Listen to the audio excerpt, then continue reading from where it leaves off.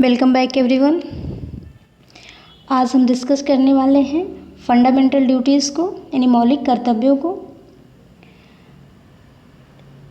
इस polity series में हम इससे पहले प्रेम्बल, सिटीजनशिप, फंडामेंटल राइट्स और डीपीएसपी को डिस्कस कर चुके हैं। होप सो आपने वो वीडियो देखी हो और आपको वो वीडियो पसंद आई हो। अगर आप कॉम्पिटिटिव एग्ज़ाम की तैयारी कर रहे हैं तो आपके लिए ये वीडियो बहुत ही यूज़फुल होने वाली है। इसमें हम फंडामेंटल ड्यूटीज़ को डिस्कस करने वाले हैं। जब हम फंडामेंटल ड्यूटीज़ की बात करें यानी जो मौलिक कर्तव्य हैं उनकी बात करें तो जो मौलिक कर्तव्यों का प्रावधान है वो रूस के संविधान से लिया गया था। यानी जब हम ये बात करते हैं कि जो फंडामेंटल ड्यूटीज़ हैं क्या यह भारत के मूल संविधान में शामिल थी या नहीं, तो जो मौलिक कर्तव्य हैं यानी फंडामेंटल ड्यूटीज़ हैं इनका प्रावधान भारत के मूल संविधान में नहीं था। यानी जब भारत का संविधान 26 नवंबर 1949 को बन के तैयार हुआ था और 26 जनवरी 1950 को लागू हुआ था तो उसमें मौलिक कर्तव्यों का प्रावधान नहीं था, यानी मौलिक कर्तव्यों का कोई जिक्र नहीं था। तो इसलिए हमें ये जान लेना आवश्यक है कि जो मौलिक कर्तव्य वो भारत के मूल संविधान में शामिल नहीं था। अक्सर ये क्वेश्चन पूछा जाता है कि मौलिक कर्तव्य भारत के मूल संविधान में मौलिक कर्तव्य कितने थे, तो हमें ये याद रखना आवश्यक है कि जो भारत के मूल संविधान में मौलिक कर्तव्यों का जिक्र ही नहीं था, यानी उसका प्रावधान ही नहीं था। मौलिक कर्तव्य कब शामिल किया गया ये बात करें तो जो मौलिक कर्तव्य था वो सरदार स्वर्ण सिंह समिति की सिफारिशों पर 1976 में शामिल किया गया था। जो 1976 में 42वां संविधान संशोधन हुआ था, यानी 42nd कॉन्स्टिट्यूशनल अमेंडमेंट जो 1976 में हुआ था उसके द्वारा ये शामिल किया गया था। यानी 1976 में जो 42वां संविधान संशोधन हुआ था उसके द्वारा फंडामेंटल ड्यूटीज़ को शामिल किया गया था। और फंडामेंटल ड्यूटीज़ को जो शामिल करने की जो सिफारिश की थी उस समिति का नाम था सरदार स्वर्ण सिंह समिति, यानी सरदार स्वर्ण सिंह कमेटी। उसी की सिफारिश पर इसे संविधान में 42वें संविधान संशोधन के द्वारा शामिल किया गया था।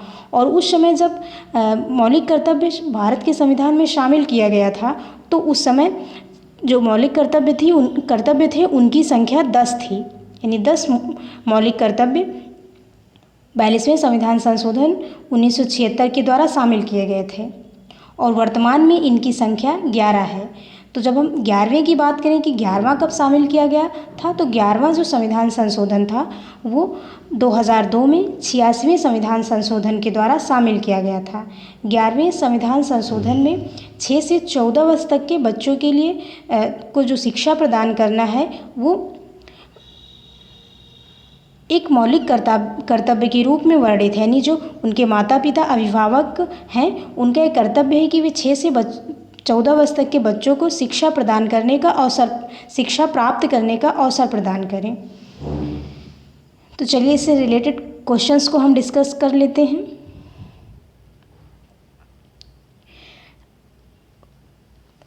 क्वेश्चन है कि भारत के संविधान में मूल कर्तव्य को किस देश के संविधान से लिया गया है? ए अमेरिका, बी जापान, सी रूस और डी ब्रिटेन। तो हमने स्टार्टिंग में ही जाना कि जो भारत के संविधान में मूल कर्तव्य है उसे रूस के संविधान से लिया गया है। और भारत के संविधान में जो भारत का मूल संविधान है उसमें मौलिक कर्तव्यों का जिक्र नहीं था, बल्कि इसे 42वें संविधान संशोधन 1976 में के द्वारा संविधान में शामिल किया गया था। तो इसका जो सही आंसर है वो ऑप्शन नंबर सी है, रूस। नेक्स्ट क्वेश्चन है कि भारत के संविधान में मूल कर्तव्य को कब जोड़ा गया था? ए है 1976 यानी 1976, बी है 1965, सी है 1970 और डी है 1992। तो इसका सही आंसर है ऑप्शन नंबर ए 1976, यानी मूल कर्तव्यों को 1976 में भारतीय संविधान में जोड़ा गया था, यानी शामिल किया गया था। नेक्स्ट क्वेश्चन है वर्तमान में भारतीय संविधान में कितने मूल कर्तव्य हैं? ए 6, बी है 7, सी है 10 और डी है 11। तो जब हम मूल कर्तव्य की बात करते हैं यानी फंडामेंटल ड्यूटीज़ की, तो वर्तमान में जो मूल कर्तव्य हैं उनकी संख्या 11 है। इससे पहले भी हमने जाना कि जो मूल कर्तव्य हैं उनका प्रावधान भारत के मूल संविधान में नहीं था। इसे 42वें संविधान संशोधन 1976 के द्वारा संविधान में जोड़ा गया था और जिस समिति ने इसे शामिल करने की सिफारिश की थी उसका नाम था सरदार स्वर्ण सिंह समिति। और उस समय जब 1976 में मूल कर्तव्य जोड़े गए थे तो इनकी संख्या 10 थी।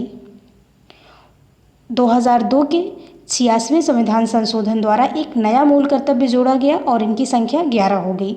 तो वर्तमान में जब हम बात करें कि इनकी संख्या कितनी है तो इनकी संख्या 11 है। नेक्स्ट क्वेश्चन है कि भारतीय संविधान में मूल कर्तव्य किस अनुच्छेद में दिए गए हैं। यानी जब हम बात करें कि कौन सा आर्टिकल है इंडियन कॉन्स्टिट्यूशन का जिसमें फंडामेंटल ड्यूटीज़ का प्रावधान है यानी फंडामेंटल ड्यूटीज़ का जिक्र किया गया है। ए है अनुच्छेद 12 से 35, बी अनुच्छेद 51 का, सी है अनुच्छेद 36 से 50 और डी है अनुच्छेद 19। तो जब हम फंडामेंटल ड्यूटीज़ की बात करते हैं तो इसका जो वर्णन है यानी इसका जो प्रावधान है वो भाग 4 यानी जब सब भाग की बात करें तो ये भाग 4 में इसका प्रावधान है और आर्टिकल है आर्टिकल 51 ए यानी 51 का में इसका जिक्र है। तो इसका सही आंसर होगा ऑप्शन नंबर बी अनुच्छेद 51 का। अनुच्छेद 12 से 35 की बात करें तो इसमें मौलिक अधिकारों का वर्णन है यानी फंडामेंटल राइट्स का वर्णन 12 से 35 तक में है और अनुच्छेद 36 से 50 में राज्य की नीति निर्देशक तत्वों का प्रावधान है। अनुच्छेद 19 की बात करें तो इसमें जो विभिन्न प्रकार की स्वतंत्रताएं हमें प्राप्त हैं यानी स्वतंत्रता के अधिकार की बात आर्टिकल 19 में की गई है। इसके अंतर्गत हमें 6 प्रकार की स्वतंत्रताएं प्राप्त हैं। तो इसका सही आंसर होगा ऑप्शन नंबर बी अनुच्छेद 51 का।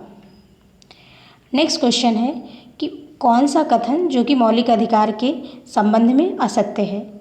ए है मौलिक कर्तव्य संविधान के भाग 4 में दिए गए हैं। तो ये कथन बिल्कुल सत्य है कि मौलिक कर्तव्य का जो प्रावधान है वर्णन है वो भाग 4 में दिया गया है। बी है कि 42वें संविधान संशोधन के बाद मूल कर्तव्य संविधान में जोड़े गए थे। तो ये कथन भी बिल्कुल सत्य है कि जो 42वां संविधान संशोधन हुआ था उसके द्वारा ही मूल कर्तव्य संविधान में शामिल किए गए थे। इससे पहले भारत के संविधान में मूल कर्तव्यों का प्रावधान नहीं था। सी है कि 2002 में 82वें संविधान संशोधन द्वारा एक और मूल कर्तव्य जोड़ा गया था। तो यहाँ हमें ध्यान देने की ज़रूरत है कि जो 2002 में जो संविधान संशोधन हुआ था वो 82वां संविधान संशोधन नहीं था यानी जो वो संविधान संशोधन था वो 82 संविधान संशोधन नहीं था बल्कि 86वां संविधान संशोधन था। तो इस प्रकार यही कथन यहाँ पे असत्य होगा। लोक प्रतिनिधित्व अधिनियम 1951 में बना था तो ये कथन भी बिल्कुल सत्य है। जो आंसर होगा वो होगा ऑप्शन नंबर सी कि 2002 में 82वें नहीं बल्कि 86वें संविधान संशोधन के द्वारा मूल कर्तव्य एक नया मूल कर्तव्य जोड़ा गया था जो कि 11वां मूल कर्तव्य था। तो इसका सही आंसर होगा option number C. Next question है कि निम्नलिखित में से किस समिति की सिफारिशों के आधार पर मूल कर्तव्यों को जोड़ा गया था। ए है वर्मा समिति, बी है सरकरिया समिति, सी है कप्तान सिंह समिति और डी है स्वर्ण सिंह समिति।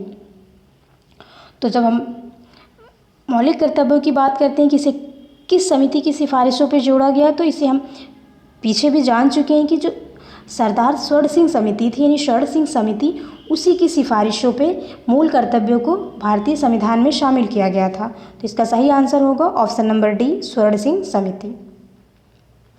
नेक्स्ट क्वेश्चन है निम्नलिखित में से कौन सा मूल कर्तव्य नहीं है। ए सार्वजनिक संपत्ति को सुरक्षित रखना, ये एक मूल कर्तव्य है। माता पिता की आज्ञा का पालन करना, 6 से 14 वर्ष तक के बच्चों को अनिवार्य शिक्षा दिलाना, लोगों के बीच भाईचारे की स्थापना करना। तो जब हम इसमें बात करते हैं कि सार्वजनिक संपत्ति की सुरक्षा करना ये एक मूल कर्तव्य है। 6 से 14 वर्ष तक के बच्चों को शिक्षा दिलाना भी एक मूल कर्तव्य है। लोगों के बीच भाईचारे की स्थापना करना भी एक मूल कर्तव्य है। लेकिन माता पिता की आज्ञा का पालन करना एक मूल कर्तव्य नहीं है, बल्कि एक नैतिक कर्तव्य है। ये इसका प्रावधान यानी इसे हम एक मूल कर्तव्य के अंतर्गत नहीं रखते हैं। बाकी अन्य जो हैं वो मूल कर्तव्य में शामिल हैं। तो इसका सही आंसर होगा ऑप्शन नंबर बी, माता पिता की आज्ञा का पालन करना। नेक्स्ट क्वेश्चन है कि 6 से 14 वर्ष तक के बच्चों को अनिवार्य शिक्षा दिलाने वाला संविधान संशोधन अधिनियम कौन सा था? यानी किस संविधान संशोधन अधिनियम द्वारा 6 से 14 वर्ष तक के बच्चों को निःशुल्क एवं अनिवार्य शिक्षा दिलाने का प्रावधान किया गया था? 82वां संविधान संशोधन, 83वां, 86वां या फिर 84वां? तो इसका सही आंसर होगा ऑप्शन सी, 86वां संविधान संशोधन, जो कि 2002 में हुआ था। नेक्स्ट क्वेश्चन है कि निम्नलिखित में से कौन सा सुमेलित नहीं है? ए है वन संरक्षण अधिनियम 1980, बी वन्यजीव संरक्षण अधिनियम 1974, लोक प्रतिनिधित्व अधिनियम 1951, सिविल अधिकार संरक्षण अधिनियम 1955।